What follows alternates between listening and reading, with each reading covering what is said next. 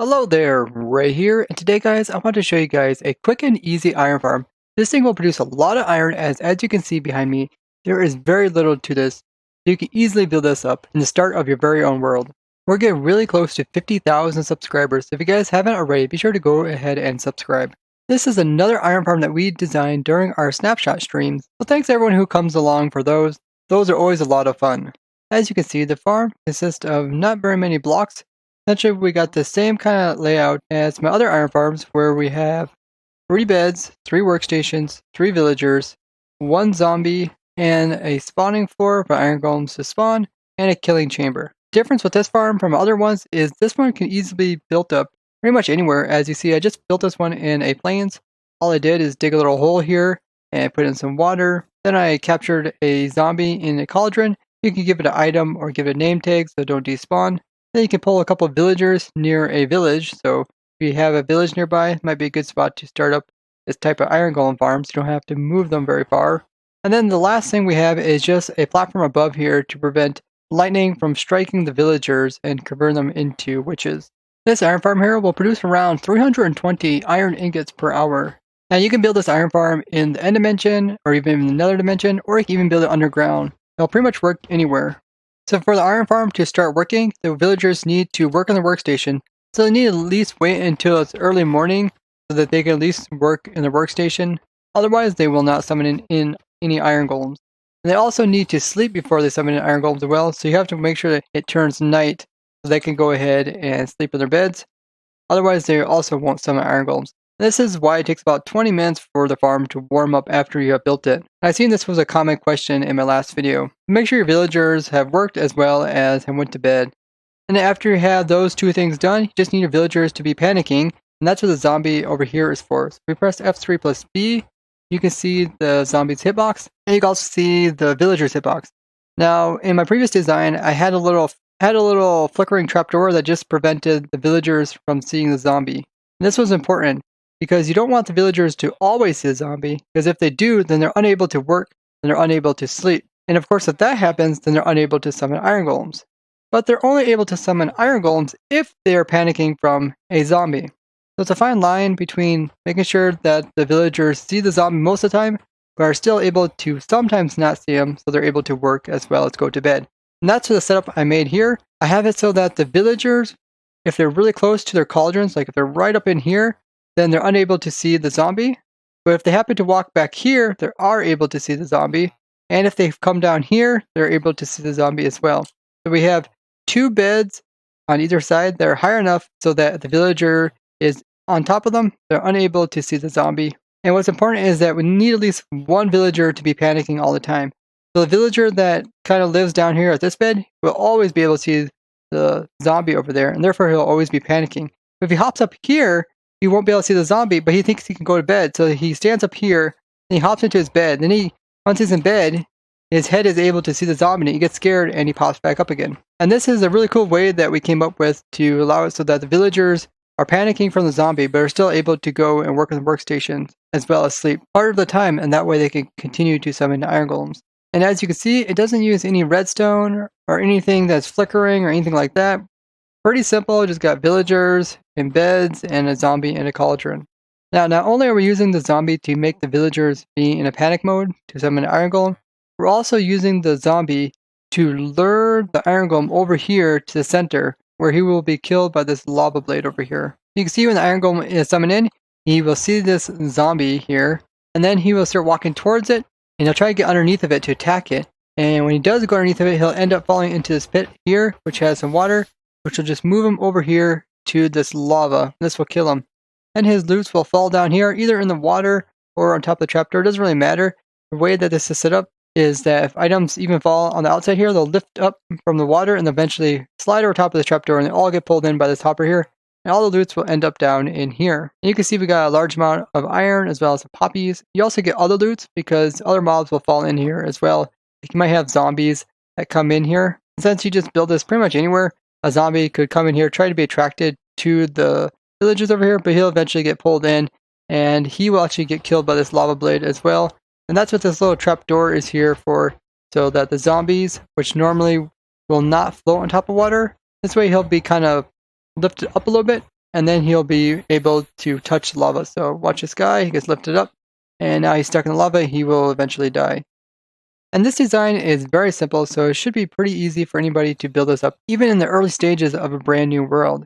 Now, as always, I'll provide the world download down in the description so you guys can see how to build it up block for block. I'm going to kind of explain different stuff in the farm and where it's located. Here you can see we got some water sources here, and the water sources are out 5 blocks. And the way that this works is that we have a little hole here for the water to flow into. And then if you happen to have water that is placed right here, it's going to search for the nearest hole. And if you place it there, it's going to find that hole there, and it's just going to sit like that. If you happen to update it, then it will kind of spread out all over the place. And these water streams are just used to push Iron Golem into the center. So if Iron Golem happens to kind of stand right here, then these will help push them the rest of the way as it goes into the hole. This water is being held in by these open gates. And we also have some lava in here that is being held in by some open gates as well. To prevent these wooden gates from being started on fire from the lava over here, we have some tripwire placed on top of either of these, and this way the lava will not place fire on top of it. Now these other sides are kind of exposed, but lava will actually not place fire over here, so you don't have to worry about it, or it won't place it down here as well, just on the top of these two right here. So the rest of them are just fine. Down here in the killing chamber, we just got one source of water, push them on top of a trap door, and underneath there we just got a hopper and a slab to go open up your chest. And if you look up above it, you see we got a zombie inside of a cauldron, and that is just 3 blocks above the center of that. And then right above the zombie, he is inside the cauldron, we have a slab, so he's unable to get out. Yet he's still able to be seen by the Iron Golem as well as the villagers over here. The villagers are just right beside him, right over here. And you can see that we just got a bed one higher, and we got 2 other beds. Then we just have a ring of blocks around the beds. And this is just to prevent the villagers from accidentally pushing each other off the edge and falling down. The workstations are also right here, which are these 3 cauldrons. And then above these villagers, you can see we go up 4 blocks, then we just have this roof of slabs just to prevent lightning from striking it. And pretty much this goes out 3 blocks past their beds. So 3 blocks that way, that way, that way, and that way. That way if lightning even strikes like over here, it won't convert them because they'll either be too far away, otherwise if it strikes on top, it also is not close enough to convert them into witches. Now I would recommend going ahead and building this up somewhat close to a village. That way you have the villagers, you don't have to transport them that far. And I would say put the villagers in first, put some beds down, destroy their old beds, and then the villagers would be attracted to these new beds, and then just kind of build up a little walkway so that they can walk up to these beds. And then once they get over to the beds and hop into them, then just close this off so that they are stuck in their beds. Then come in and get the zombie. You can get the zombie during the nighttime. Zombies will automatically come over here. Just make a little walkway so he thinks he can walk up over here into the cauldron. You might have to kind of block it off, and then once he is inside the cauldron, go ahead and place a slab on top of him. You might have to align him with trapdoors, as it's kind of hard to put stuff inside of a cauldron. But if you put like a cauldron like this, and then you put trapdoors like this, and you open them like that, if a zombie comes in like this, it's going to immediately fall in if it's trying to press up against this corner here. So this might help you get the zombie inside of it. And if you place a trapdoor on the top like this, and the zombie would happen to go in there, you can always open it just like that, and then the zombie is unable to get out of there. Then you can switch it out with a top slab. Make sure to either give the zombie a name tag or find a zombie that can pick up items. Because if they're holding items, then they're unable to despawn, which is what you want. To make the farm work a little bit better, I just go ahead and put down some torches around the area.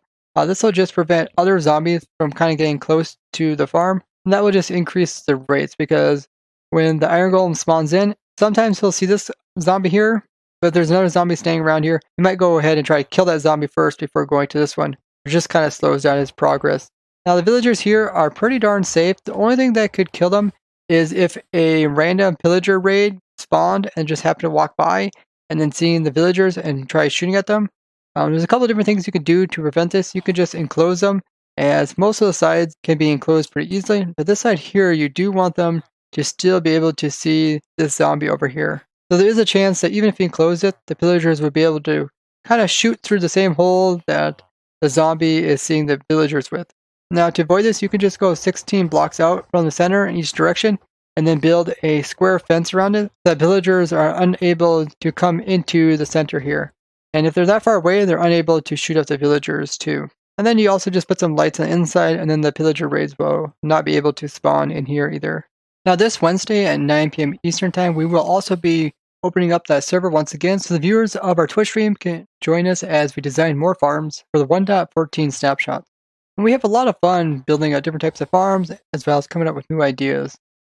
Now if you're unable to make it to stream during that time, on Friday we're going to be streaming quite a bit earlier, so hopefully the Europeans are also able to join the stream. If you guys don't know, I do have a Twitter as well as a community Discord, and you can find both those links down in the description. That is a great way to learn what exactly we're doing during the streams, as well as whenever we go live, and you can stay up to date that way. I hope you guys really enjoyed this quick and easy iron farm, and if you guys do know of somebody that could use it, be sure to go ahead and share this video with them. As well, if you did enjoy this, show it with a like. And if you guys like to see more simple farms like this, I do have a whole playlist of them. And as always, I'll see you guys in the next one. Bye bye.